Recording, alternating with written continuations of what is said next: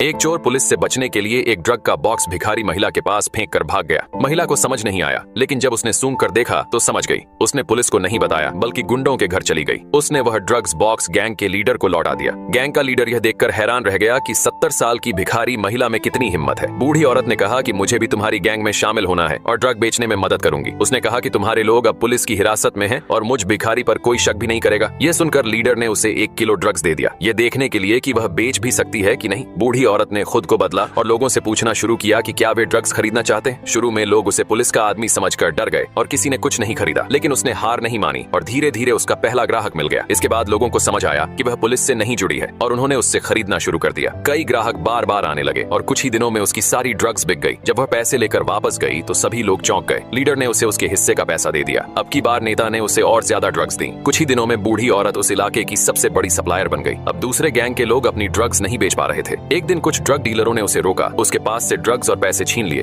और उसे धमकाया कि वह अब वहां न बेचे। लेकिन बूढ़ी औरत ने हार नहीं मानी। उसने ड्रग्स को अंडों के साथ मिलाकर छोटे छोटे केक बनाए, फिर अपने कुछ दोस्तों को घर बुलाकर उन्हें चखाया। सभी को केक बहुत स्वादिष्ट लगे। अब उसने इन ड्रग्स वाले केकों को बेचना शुरू किया। एक ही सुबह में उसके सारे केक बिक गए। वह फिर से पैसे लेकर नेता के पास पहुंची। इस हफ्ते में वह 3 बार आ चुकी थी और उसकी बिक्री गैंग के बाकी सदस्यों की साल भर की कमाई से भी ज्यादा थी। अब बूढ़ी औरत ने अपना कमीशन बढ़ाकर 30% मांगा। नेता को यह पसंद नहीं आया, लेकिन बूढ़ी औरत ने कहा कि अगर वह नहीं मानेगा तो वह किसी और से माल ले लेगी। मजबूरी में लीडर को मानना ही पड़ा। केकों में ड्रग्स होने की वजह से लोग उसके आदी हो गए। अब ज्यादा से ज्यादा लोग केक खरीदने आने लगे। कुछ ही दिनों में फिर से उसका सारा माल बिक गया। अब लीडर ने उसे और भी ज्यादा ड्रग्स दी, लेकिन बूढ़ी औरत जानती थी कि वह अकेले सब कुछ नहीं कर सकती। उसने उन गैंग के लोगों को बुलाया जिन्होंने पहले उसे लूटा था। शुरू में वे उसका मजाक उड़ाने लगे, लेकिन जब उन्होंने उसके बनाए केक खाए तो समझ गए कि इनमें आटा और ड्रग्स दोनों मिले हैं। बूढ़ी औरत ने उन्हें केक बांटने में मदद करने के लिए कहा और 15% कमीशन देने का वादा किया, जिससे वे मान गए। अब लोग लगातार उसके घर केक खरीदने आने लगे। बूढ़ी औरत ने अपने